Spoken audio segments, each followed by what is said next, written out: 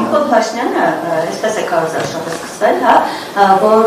ասում է, եթե մենք չընտրվենք, պատերազմ կլինի, մենք չընտրվենք, թիպը չի կայանա։ Սա դուք հենց այդ նշածվա, որ ասում եք անդր թիպիտային պատերազմ, հենց սա օրինակը չէ թիպիտային պատերազմի և ներողություն եկեք հետո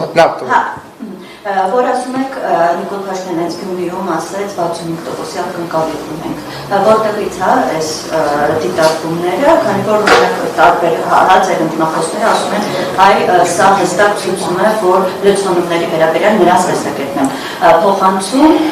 ու նաև տեղեկությունները բարբերաբար շրջանառում, որ նոր ձևավորվելիք խորհրդարանում ազգային ժողովի կազմում փոփոխություններ են լինելու, ազգային ժողովի նախագահի դուք այս մասում ինչ-որ տեղեկություններ, քննարկումներ կան կուպեին։ Դուք որ լրատվամիջոցից եք, մի վախեցեք չեմ հարցրել ներավինասավորն, հա։ Եվրոմեդիա։ Այս կարելի էր հարցնել։ Տեսեք, սկսենք վերջից։ Երբ որ մարդ ասում է ես ակնկալիք ունեմ այսին չի, դա բան չի։ Ասացիք որտեղից ձեզ նման ինչ բառ օգտագործեցիք։ Չէ, վստահություն չի, ասացիք որտեղից ձեզ նման տեղեկություն, թե ինչ։ Հա, ակնկալիքը նշանակում է, որ մեկը ակնկալում է ինչ-որ բան։ Այդ մենք այո ակնկալում ենք ստանալ 65%։ Եթե տենց հասել։ Ընդհանրապես ակնկալում ենք հաղթել ընտրություններում, ակնկալում ենք մեծ տոկոսով հաղթել ընտրություններում։ Եթե ակնկալիքը ցուցումա, չգիտեմ, այդ ում գլխում է առաջացել այդ աբսուրդային միտքը։ Իսկ գիտեք որն է, օրինակ եթե մենք ասենք, գիտեք ինչ կա, մենք խնդիր չունենք, միակ հարցն է 60 խփենք 70 թե 80, այդ դեպքում կարելի է դա դիտարկել որպես խոստովանություն այն մասին, որ մենք պատրաստվում ենք լցոնել։ Բայց քանի որ մենք Սերժ Սարգսյանը չենք եւ նման բաներ չենք հայտարարում, չգիտեմ, այդ հարցը էլի ռելևանտ չէ, ընդհանրապես այդ հարցը։ Հաջորդը ռելևանտ ասեմ, ռելևանտ ինչ որ բանին վերաբերելի։ Հասկացաք։ Օրինակ ձեր հարցը շատ ռելևանտ է հիմա, որովհետև հասկացանք, որ ռելևանտ նշանակում է վերաբերելի, բայց իրականում ես եմ սխալ, պետք է հայերեն բառ օգտագործեմ։ Հաջորդը ազգային ժողովի ղեկավար կազմը որոշվում է ընտրություններից հետո, ընտրություններից առաջ ոչ մի քննարկում այդ առումով չկա եւ չի լինելու։ Ես որևէ հավակնություն չունեմ ընտրություններից առաջ որևէ բանի։ Ես ընդհանրապես այս պահին հավակնում եմ լինել ցուցակում։ Ես կարծում եմ այդ հարցը եւ բնդումը ռելևանտ չէ, վերաբերելի չէ։ Հաջորդը Ինչ։ Հա, պատերազմի հետ կապված։ Ջորջ ջան, էլի որ ասում եմ դուք անկեղծ չեք, ասում եք ինչ եք ասում, դուք անկեղծ չեք, որովհետև դուք անընդհատ ձեր հարցերում բան եք անում, հարցը նենց եք ձևակերպում, որ ինքնին սկզբնակի դա սխալ է արդեն։ Մենք չենք ասում, բայց թողեք պատասխանը։ Դուք կթողնեք, տեսեք, այնքան բան եք անում, նայեք, հիմա իրավիճակը հետևյալն է։ Մենք չենք ասում, որ ԿՊ-ն միակ աստվածատուր ուժն է, որը եթե լինի իշխանության, չի լինի պատերազմ, եթե չլինի իշխանության, կլինի պատերազմ։ Մենք ինչ ենք ասում ենք, մեր քաղաքական դաշտի ուժերը ունեն քաղաքական առաջարկ։ Հիմա քաղաքացիական պայմանագիրը օգոստոսի 8-ի հռչակագրով, քաղաքացիական պայմանագրի ձևավորած կառավարությունը հասել է խաղաղության։ Մենք հիմա առաջարկում ենք հունիսի 7-ին ժողովրդին քվեարկել քաղաքացիական պայմանագրի օգտին, որպեսզի քաղաքացիական պայմանագիրը շարունակի այդ խաղաղության ուղին, որը հաստատված է, այսինքն չհրաժարվել խաղաղության ուղուց։ Հիմա կան այլ քաղաքական ուժեր, հիմնականում 3 օլիգարխների քաղաքական ուժերը, Քոչարյան, ռուսաստանցի օլիգարխ Ծառուկյան, բայց ոչ միայն իրանք, նաև իրանք սատելիտները, որոնք հայտարարում են, որ այս խաղաղությունը լավը չի։ Իրանք ասում են, սա արժանապատիվ, մի ընդհատեք ինձ խնդրում եմ։ Իրանք ասում են, սա լավ խաղաղություն չի։ Մեկը ասում է արժանապատիվ չի եւ հետեւաբար մեզ պետք է արժանապատիվ խաղաղություն, մյուսը ասում է իրական չի, հետեւաբար մեզ պետք է իրական խաղաղություն, մյուսը ասում է ուժեղ չի եւ մեզ պետք է ուժեղ խաղաղություն, բայց այդ մյուսը չի ասում, իր AI-ն է ասում, իր արհեստական բանականությունն է ասում, ինքը չի ասում։ Ընդհանրապես չգիտեմ ինքը գոյություն ունի, թե չունի, ես կասկածներ ունեմ, որ ինքը գոյություն չունի։ Ինչ? Երբ ներդրումներ անում չեք տեսնում գոյություն ունի, թե չունի։ Երբ ներդրումներ անում տեսնում ենք գոյություն ունի, հիմա չեմ տեսնում որ գոյություն ունի, որովհետև չեմ տեսնում, չի խոսում այդ մարդը, բայց ներողություն։ Հիմա այս մարդիկ հայտարարում են, որ իրանք պատրաստվում են վիճարկել այս խաղաղության բոլոր կոմպոնենտները։ Իսկ որոնք են այս խաղաղության կոմպոնենտները։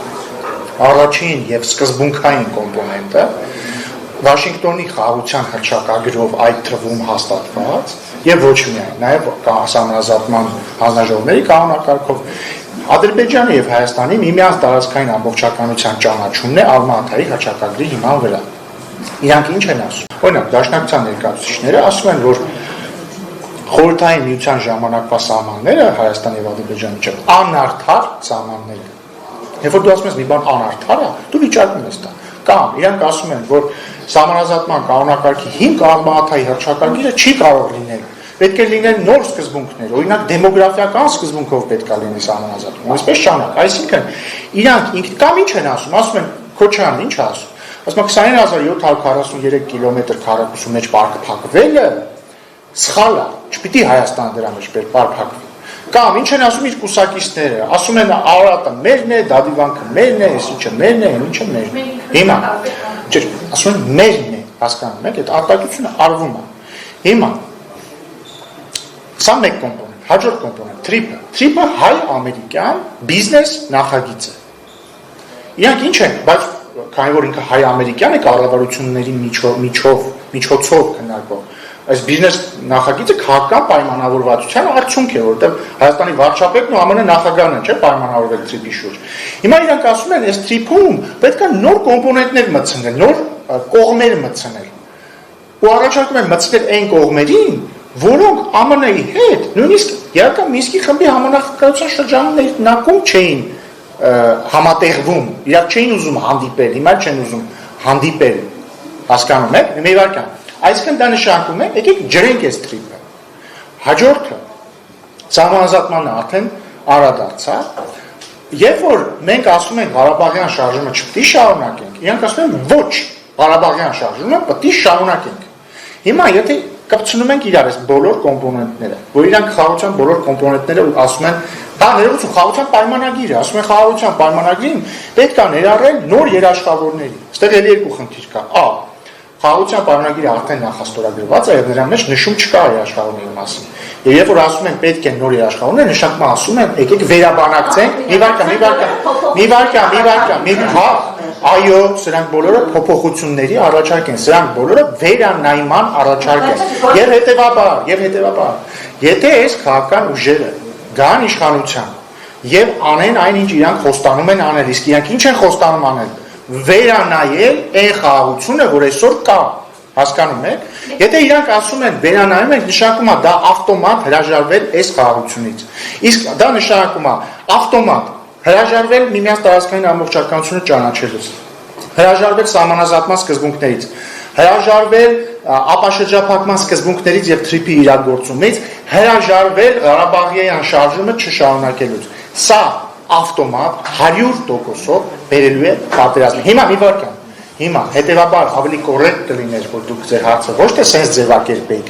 Միշտ դուք ասում եք, եթե մենք ընտրվենք պատերազմի չի լինի, այլ ասեիք։ Միշտ դուք ասում եք, որ եթե ընդդիմադիր ուժերը ընտրվեն եւ անեն այն քաղաքականությունը, որ իրենք խոստանում են եւ կլինի պատերազմ, այդտեղ շարունակեք։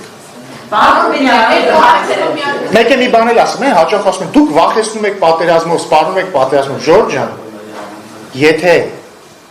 մենք Հայաստանը շարունակի այն քաղաքականությունը, որ հիմա վարվում է, պատերազմից վախենալու ընդհանրապես որևէ պատճառ չի լինի։